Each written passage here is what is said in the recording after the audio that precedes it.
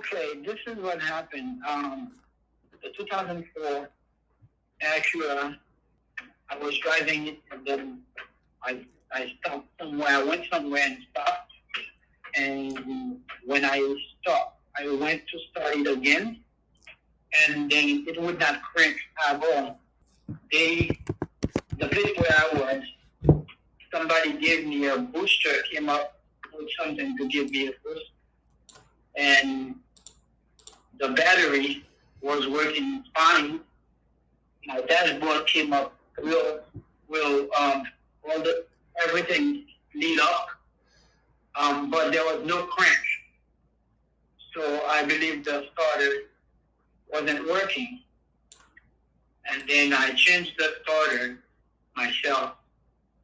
But after I changed it, the battery did not work at all.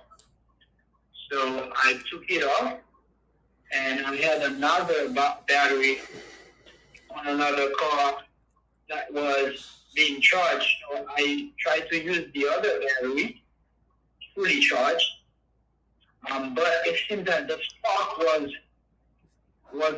strong. I felt like something was wrong. So I did not go ahead and continue with the new battery. So I felt like maybe there's a wire somewhere, there's something else. Okay. So that's what I wanted to know. You wanted to know why the spark was so strong? Yes. And that's when you hooked up the cable up to the battery, is that correct? Yeah, but not its battery though. It's a different battery that I put in charge of you. Okay, I think I understand your question. Thanks for clearing that up. Usually when there's a big spark, when you hook up the cables to the battery, that means there's a current draw. It means it's pulling current from the battery. So usually that means there's something that's staying powered up. You know, obviously it turns off when you disconnect the cables from the battery, but as soon as you hook up the cables to the battery, what happens is it pulls current, and that's where you get the spark from. When I was in the middle of changing the starter, or I was in the middle of unscrewing the old one, when I realized there was a note on a label on the new one which says save data, but I have nothing to save any data. I have no device for that. And then it said unplug, take off the negative battery terminal cord, which I did, but I don't know if I did it a little late.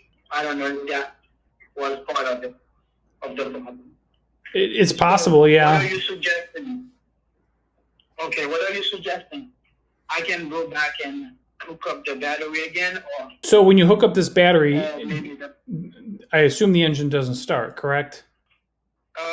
Actually, I had to take off the negative terminal cord because I was afraid that it would create too big of a spark.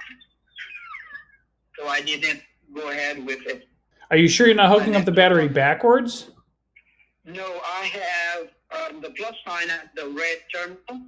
I have the red terminal. The negative one would be the black terminal. Okay. Black terminal. All right. So as long as you're not hooking up the battery backwards, we should be good to go.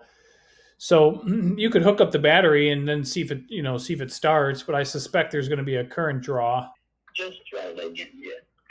There's a current draw somewhere, and I'm wondering if I did anything else wrong in terms of wires, because I hook up the wires the same way it was on the old starter. Uh-huh. That's why I don't see why. Take off that battery because it doesn't belong to it. Correct. Yeah, I would get the right battery in there. Yeah, and you probably should go and charge the battery that was on it before. and maybe bring it back again after. Well, I would load test the battery. If it fails a load test, or if it even checks out marginal, I would just go ahead and replace it. Replace the battery? If it checks out bad or marginal, yes, replace the battery. Okay, I'm trying it out on a different car. Okay, you want to try that and then call me back, or let me know. You can reply back to chat once you worked on it and have some information. I will do that. No, yeah, the battery that was on it works on the other car now. So that means there's a problem with the other car that you just took it out of. Yeah, I guess so, yes. Maybe it's a wire somewhere. Could be a wire. If you're saying that it's not cranking over, then I would check for power down to the new starter. Make sure that starter relay activates when you turn the key, and then make sure that there's power getting to the starter. So you want 12 volts to the big wire and the small wire down at the starter when that key is turned to the crank position. Okay, and that wire, the only wire I plugged in to the starter is the two on the small piece on top of it. There's one that was that I screwed on it, and the other one that I clipped. It's a clip-on. It's a clip-on, small one. Yeah, there's one big one and one small one. That's correct. Okay. Yeah, so I'm gonna try to switch battery and see if it's gonna do this. Thank you. I will chat back again. Okay, that sounds good, my friend. Okay, thank you. You're welcome. All right. Bye-bye. Bye-bye.